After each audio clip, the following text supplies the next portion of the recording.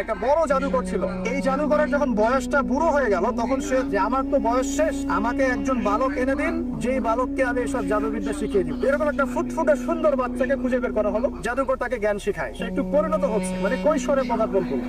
এখন সে যখন জাদু শিখতে আসে, আসার পথে রাস্তায় দেখে একজন পাদ্রী আছে। পাদ্রী মানে দরবেশ, হয়তো আগেকার আসমানি কিতাবে সে বিশ্বাস করছে। সেই পাদ্রী তাকে আসমানি কিতাবের যে বাণী এগুলো শোনায়, তার কাছে খুব ভালো লাগে। সে বলে যে আমি এটা শিখতে চাই। তখন এই পাদ্রী তাকে বলে, তুমি তো জাদু শিখতে যাও এই বাচ্চার দরবেশের কাছে, বাচ্চা জাদুকরের কাছে, যদি ওরা জানতে পারে তাহলে তো সমস্যা। তাহলে উপায় কি? যখন তুমি ওখানে যাবে, যখন দেরি হয়ে যাবে, তখন বলবে বাসার থেকে বের হতে দেরি হয়েছে, আর আমার এখানে বসে যখন বাসায় যাবে, ওই যে জাদুকরের কাছ থেকে আসতে দেরি হয়েছে। মানে কৌশল অবলম্বন করতে তিনি শিক্ষা দিলেন। এবার এই বাচ্চা খুব সুন্দর করে ব্যালেন্স করলো। এই করতে করতে ওই যে জাদুকরের ইন্তেকাল হয়ে গেল, মারা গেল জাদুকর। এবার এই বাচ্চার কাছে মাশাআল্লাহ অনেক ইলম কালাম আছে। এদিকে সে পাদ্রীর জ্ঞানে দীক্ষিত হতে হতে তার মধ্যে আল্লাহ পাকের প্রতি একটা পরিপূর্ণ ঈমান চলে আসে। সে মুসলিম হয়ে গেল, আলহামদুলিল্লাহ।